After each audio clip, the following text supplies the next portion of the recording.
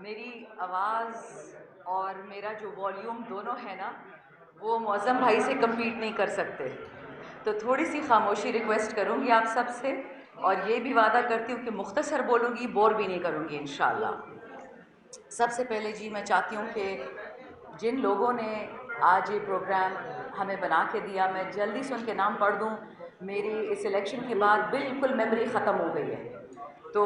اس سے پہلے کہ میں بھول جاؤں، ہمارے جو پولیٹیکل سینئرز ہیں، آلدو پریزیڈنٹ الوی صاحب میرے بابا کے کلاس فیلو کے لیے ایک طریقے سے اکٹھے تھے نیشنل اسمبلی میں، جب سے الوی صاحب پریزیڈنٹ بنے مجھے ان سے بہت ڈر لگتا ہے، تو سب سے پہلے الوی صاحب کا شکریہ، فردوس شمیم نقوی صاحب، حلیم عادل شیخ صاحب، غزالہ سیفی، شعیب شاہین، علی محمد، میرے کالیگز اور میرے سینئرز۔ اسی طرح جو کل سے ہماری کراچی میں مہمانداری ہو رہی ہے، آنیسٹلی میں نے کبھی کسی کی اتنی خاطرداری نہیں کی جتنی ہماری ہو رہی ہے کل رات سے۔ اس میں سرینا بی بی، ارم بی بی، شاہدہ رحمان، ظہور محسود صاحب، معظم بٹ صاحب، وہاب بلوچ صاحب، عامر وڑائق صاحب، اسی طرح فضا be be, Zaida be be, عامر وڑائق تو میں نے ایک دفعہ بول دیا، دوبارہ بول رہی ہوں، آپ کو بہت شکریہ جی، ظہور بھائی، اور فائنلی شاداب جعفری اور چودھری اشتیاق۔ یہ دیکھنے میں کوئی آسان چیز ہے لیکن ہے نہیں، یہ بہت مشکل کام ہے جو آپ نے ہمیں آج کر کے دیا ہے، لیکن سب سے جو ضروری چیز ہے اس وقت وہ یہ ہے کہ اس شہر کا ایک وکیل تھا، اور اس نے پاکستان اس خواب کو سچا بنایا، اور اسی آدمی کی وجہ سے، قائد اعظم رحمۃ اللہ کی وجہ سے ہم یہاں آج کھڑے ہیں۔ ان نے جو قربانی دی، اس قربانی کو ہم ضائع نہیں کریں گے۔ اپنا وطن ہے، کسی کو ایک انچ زمین نہیں دیں گے، اپنی قوم ہے، اپنے لوگ ہیں، ہمارا سر، ہمارا خون حاضر ہے پاکستان کے لیے، بائیڈن کے لیے نہیں، صرف اپنے وطن کے لیے۔ آج موضوع ہی یہی ہے، ہم یہاں کیوں آئے ہیں۔ رول آف لا آپ سب وکل آئے مجھ سے اچھی طرح جانتے ہیں زیادہ، بلکہ جب انشاءاللہ ایک دفعہ علی بھائی اور الوی صاحب بول چکے ہیں تو مجھے تو شکر ہے اس سے پہلے بولنے کا موقع مل گیا، ان کے سامنے تو ہم شرم سے بول بھی نہیں سکتا، وہ ایسی زبردست ان کی ایک مہارت ہے رول آف لا پہ۔ اچھا، آپ سب سے ایک ریکویسٹ ہے، جس طرح کراچی کے بیٹے ایک وکیل نے پاکستان بنایا، اب آپ لوگوں نے ہمارے ساتھ مل کے، آپ جس پارٹی سے آپ کا تعلق ہو، میرا سے کوئی لینا دینا نہیں، لیکن آپ نے پاکستان کے بیٹے عمران خان کی مدد کرنی ہے، یہ وطن ٹھیک کرنا ہے۔ آپ جس سیاسی طبقے سے ہوں، آپ جس صوبے سے ہوں، اس سے کسی کا کوئی لینا دینا نہیں ہے، بلکہ آن اے لائٹر نوٹ اگر مجھے اجازت دی جائے، بڑی سیریس باتیں ہو گئی، سب کا خون ذرا گرم ہو چکا ہے، میری اس شہر سے بہت وابستگی ہے، میری یہاں سے ایک بھابھی بھی ہیں، میرے بھائی کے بچے بھی ہیں، اور وہ ایک بہت مزیدار کمبینیشن ہے، وہ آدھے اردو سپیکنگ ہے، آدھے پٹھان ہے، لیکن جب 2-3 سال کے تھے تو مجھے ایک دفعہ یاد ہے ان سے کسی نے پوچھا کہ بیٹا ہم پٹھان صحیح والی اردو نہیں بولتے نا، ہم قیمہ نہیں بول سکتے، قیمہ بولتے ہیں، تو میرے نیفیو سے کسی نے پوچھا آپ قیمہ کھائیں گے، تو وہ ٹپکل خوچا آگے سے کہتا ہے میں قیمہ نہیں کہتی ہے۔ تو ہمارے بھی آج کل یہی حال ہے، آدھا دماغ کام کرتا ہے، آدھا نہیں کرتا، ہماری جان اٹکی ہوئی ہے خان صاحب میں، اور خان صاحب سے الحمدللہ فردوس شمیم نقوی صاحب اور میں تھرسڈے کو مل کے آئے ہیں، اور یہ میں آپ کو بتا دوں کہ ان کی حالت ہم سے بہت بہتر ہے الحمدللہ، گرمی سے کافی تنگ ہے وہ، لیکن ایک لفظ جو وہ کمپلین کرے یا کہیں کہ کسی چیز کی کمی ہے یا کس گرمی لگ رہی ہے، نہ الحمدللہ، بلکہ میں ہنس رہی تھی ان کو آف دا ٹاپک کہ ان کے تو بال بھی ٹھیک ٹھاک تھے، ہم سب کے کسی کے بال سفید ہیں، کسی کے اڑے ہوئے تھے، اور میں نام نہیں لوں گی، ہمارا ایک کالیگ تھا، وہ تو اتنا آبیدہ ہو گیا خان صاحب کو دیکھ کے، اتنا رویا، سائلنٹ، منہ سے نہیں رو رہا تھا، کہ خان صاحب اسے کہتے کہ شکل ٹھیک کرو، مرد ایسے ہوتے ہیں، مزہ بھی آ گیا، ہم نے کہا سر آپ کو نظر نہیں آ رہا کہ ہماری اندر سے کیا حالت ہے، خدا کا واسطہ ہے نکلیں، ہی ریفیوزڈ، میں نہیں آ رہا، یا وطن ٹھیک کر کے دو یا میں اندر ہی ٹھیک ہوں۔ ایسا ایمان اللہ ہم سب کو دے،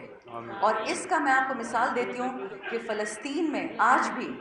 رسول اللہ علیہ السلام، ہمارا رب ذوالجلال والاکرام کے بعد عمران خان کا نام لوگ اٹھاتے ہیں کہ عمران خان ہوتا تو آج فلسطین میں یہ حال نہ ہوتا، وہ اس وقت امت مسلمہ کا دنیا کا لیڈر ہے۔ خان صاحب بے شک ریاست مدینہ بنا رہے تھے، بٹ صرف مسلمانوں کے لیے نہیں، پاکستان کی تمام اقلیتوں کی طرح کے لیے خان صاحب جی کیا ہوا، کیا مسئلہ ہے؟ تھوڑا سا تھوڑا جی جی جی اچھا جی چلو ٹھیک ہو گیا. اچھا جی, خان صاحب کے بارے میں ایک خاصیت ہے کہ قائد اعظم رحمۃ اللہ علیہ کے جتنے خواب تھے خان صاحب نے وہ پورے کیے. پہلے نیشنل اسمبلی میں اور پھر زمان پاک میں. میں خود جب زمان پاک میں گئی میں نے سارے پاکستان کے ورکرز دیکھے, اور وہ سب پی ٹی آئی کے ورکرز نہیں تھے, وہ پاکستان کے ورکرز تھے. میں آپ کو یہ گارنٹی سے کہہ سکتی ہوں, ابھی جو میں الیکشن لڑ کے آئی ہوں اپنے علاقے سے, وہاں پہ مجھے نون لیگ کا بھی ووٹ پڑا ہے, پیپلز پارٹی کا بھی پڑا ہے, اے این پی کا بھی پڑا ہے, اور صرف اس لیے کہ خان صاحب نے پورے صوبے کو صحت کارڈ دیا تھا. آپ سے کبھی بھی کس ہسپتال میں نہیں پوچھا جاتا کہ آپ پی ٹی آئی سے ہیں کہ نون سے, نہ, آپ کو شناختی کارڈ ہے, آپ پاکستانی ہیں, آپ کا صحت کارڈ ہے.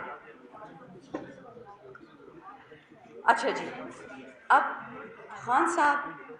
کیا چاہتے ہیں ہم سے, ہم یہاں کیوں آئے ہیں, رول آف لا کیا ہے.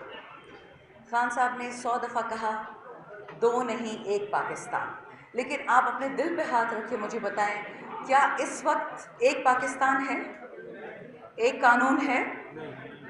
1 انصاف ہے, 1 تھانہ ہے. میں جب اڈیالہ جیل میں تھی تو میں نے پوچھا ایک دفعہ سپرنٹینڈنٹ صاحبہ سے, اب اللہ ان کو بخشے, ان کی وفات ہو گئی ہے, میں نے کہا مجھے یہ بتائیں کہ یہاں پہ اثر رسوخ والے اور کون لوگ ہیں نا, مطلب جو صاحب حساب ہو. تو آگے سے کہتی ہیں اللہ کا شکر ہے جی یہاں کوئی مالدار نہیں آتا, صرف غریب ہی آتے ہیں. تو یہ تو آپ کے ملک کا حال بنا دیا ہے 76 سالوں میں کہ جیل خانے تھانے کچہری غریبوں سے بھرو, اور جو 5% اس ملک کا دیمک ہے وہ اس ملک کو چاٹ گیا. خان صاحب اس سے نکلے ہیں not for P T I, Khan صاحب پاکستان کے لیے نکلے ہیں. اور خان صاحب کے گناہ کیا ہے, میں آپ کو ان کے 4 بڑے بڑے گناہ بتا دوں. ایبسولیٹلی ناٹ بولا. ایبسولیٹلی ناٹ کا مطلب کیا تھا کہ چاہے پاکستانی فوجی ہوں, پاکستانی پولیس ہو, پاکستانی عوام ہو, یا کوئی بھی ہو پاکستانی, ہمارا خون اب پرائی جنگوں میں نہیں بہے گا. آپ چین سے لڑنا چاہتے ہیں آپ لڑیں, آپ ایران سے لڑنا چاہتے ہیں آپ لڑیں, آپ افغانستان سے لڑنا چاہتے ہیں آپ لڑیں, آپ روس اور یوکرین سے لڑنا چاہتے ہیں, ہمارا خون اس میں نہیں جائے گا. پاکستانی ہر باشندہ, اہل تشیع, اہل سنہ, سندھی, بلوچی, پنجابی, پٹھان, اے جے کے, جی بی, جہاں سے بھی ہے, وہ ہمارے لیے بہت ضروری ہے. اپنے وطن کے لیے لاکھوں جانیں قربان کی ہیں, آگے بھی کریں گے, لیکن دوبارہ بولتی ہوں بائیڈن کے لیے نہیں کریں گے, یہ اپنے وطن پہ کریں گے, صرف پاکستان. اچھا جی, اب قیدی نمبر 800, اب انصاف, اب دیکھیے ضروری بات, اب رول آف لا کی بات ہو رہی ہے, انصاف کو انصاف دو, انصاف کو انصاف دو کا مطلب سمجھ آ رہا ہے, سب کے پلے پڑ رہا ہے کیا ہے. ایک جج خط لکھتا ہے سپریم کورٹ کو کہ جی مجھ سے فیصلے نکالنے کے لیے عمران خان کے خلاف, عمران خان کی پارٹی ورکر کے خلاف ہماری بیویوں کے بیڈ رومز میں کیمرے رکھے گئے ہیں, ہمارے بہنوئیوں کو برہنہ کر کے الیکٹریکیوٹ کیا گیا ہے, ہمارے گھروں میں پٹاخے پھینکے ہیں,